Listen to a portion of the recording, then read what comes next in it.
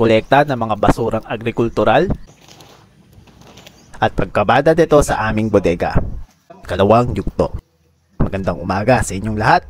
Ngayong araw na ito ay itutuloy natin ang kwento ko sa paghahakot ng mga agri-waste para sa aming charcoal briquette. Tara, simulan na natin. Sa dami ng mga basurang agrikultural na nakakalat dito sa aming lugar, ay kulang ang 40 sako para maubos ang lahat ng mga ito. Kaya naman kaming dalawa ni Boss Rowen ay patuloy pa rin ang pag-iipon para mapuno ang 40 sako. Pinuntahan namin ang bawat sulok ng kagubatan, mapadamuhan, palayan, at pati na rin sapa ay hindi namin pinatawad. Ito ay para makahanap ng mga nakakalat at nabubulok ng mga bunot at dahon ng nyog sa paligid. Hindi naman mahirap ang maghanap dahil ilang hakbang lang sa kumpulan ng mga basurang agrikultural ay makakita ka ulit kaagad ng isa na naman tambak na pwedeng mauling. Ang medyo challenge lang dito is yung pagbubuhat kapag napuno na yung sako. Kasi may kalayuan din yung stopover namin na kung saan ay itatambak muna namin yung mga sako. So mag-alas 12 na ng tanghali at ito pa lang yung mga nakukolekta namin mga bunot. So tansya ko nasa mga 15 ata to. So malapit namin mag 50% at once na kumpleto na, isa-isay na namin itong dadali sa kalsada. Binilang ko ulit ang mga sako para makasigurado. Nung mga nakaraang hakot ko kasi ay lagi akong kinukulang ng bilang. Kahit na kumpleto ang binibigay kong mga sako sa naghahakot. Noong mga unang buwan ko sa pag-negosyo ng charcoal briquette, dati ako mismo ang nangongolekta ng mga basurang agrikultural, gaya ng mga bunot at iba pang mga nabubulok na mga bagay. Kaya lang habang tumatagal ay lalo dumadami engagement ko at mas bibigyan ko ng priority ang ibang mga aspeto ng pagnenegosyo, gaya na pag-finance, gawa ng mga layout, pag-edit ng mga video at pag-response sa mga order ng mga customer sa aking Facebook page. Ang mga ganitong bagay ay mas maganda pa siguro, ibibigay ko na lang mismo sa ibang mga tao na siya talagang tutok sa mga ganitong trabaho. Hindi na kinakaya ng oras ko na mag-kolekta ng mga basurang agrikultural dahil may mas mahalaga pang bagay ang ginagawa kumpara dito. Tinuloy-tuloy lang namin hanggang mapuno ang 40 na sako. Mga bunot at palapa ng nyog ang madalas naming sinasako sa kadahilan ng ito ang madalas naming nakikita sa kagubatan. Habang ako ay abala sa pag-iipon, si Boss Rowen naman ay nakailang balik na para kolektahin ang mga naipon niyang mga basura. Sinubukan kong gamitin ang wheelbarrow. Madali siyang gamitin, oo, pero yung dadaanan mo ay pahihirapan ka dahil sa kitid at putik nito. Kaya naman ay inalalayan ulit ako ni Boss Rowen para hindi mabalahaw ang wheelbarrow sa putikan. So magkakolekta na kami itong mga sako na may laman na agricultural waste. So ilalagay na namin doon. So naipon na namin lahat. Ang gagawin na namin ay isa-isa na namin ilipat doon malapit sa kalsada at dediretso na namin sa bahay. Inisa-isa na naming ilipat ang mga ito malapit sa sapa. Sa mahigit 5 oras namin pangongolekta ay malapit na tayo sa katotohanan. Ang ginagawa ko nga pala dito is tinatalian ko muna yung mga sako para hindi mahulog ang mga bunot kapag itatawid na sa sapa.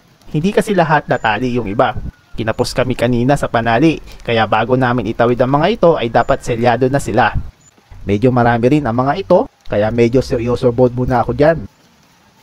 Kapag okay na yung mga sako ay itatawid namin ito sa sapa para ikarga. Alam nyo ba na yung mga locals dito sa amin ay dyan po mismo sila naglalaba?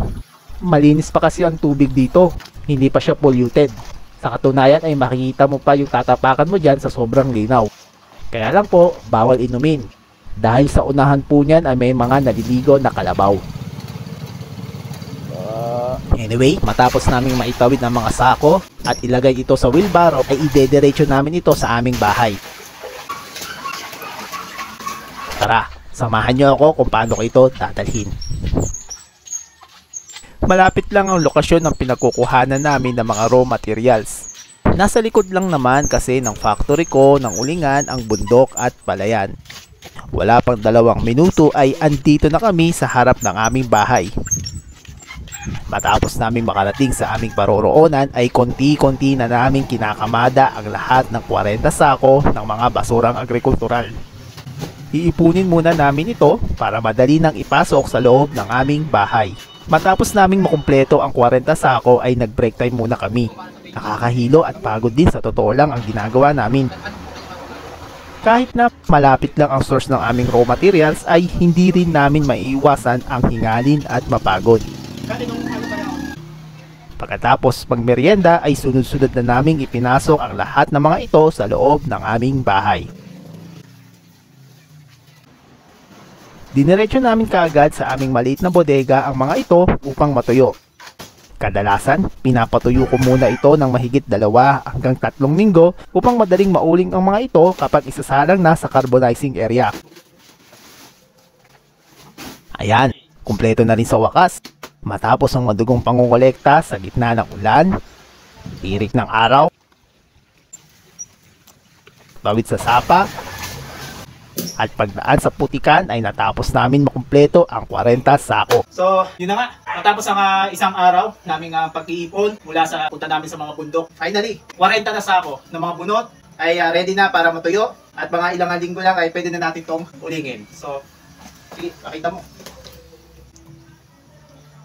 Pagkatapos niyan ay nagpahinga kami ng saglit at sinahuran na si Bossing Raven. Ayun, tapos na ang aming paghahakot ng mga basura. So ngayon, dahil mission accomplished ng araw ginawa namin ngayon, sasahuran na natin si Bossing. 350. Sa araw na iyan ay sinahuran ko siya ng 450 pesos para sa kanyang magandang serbisyo. Above minimum wage na po yan dito sa Sorsogon Province. Hopefully ay may natutunan na naman kayo kung paano namin kinokolekta ang mga basurang agrikultural dito sa kabundukan hanggang sa makamada o maipon namin ang mga ito sa aming bodega. Hanggang dito na lamang po at maraming salamat.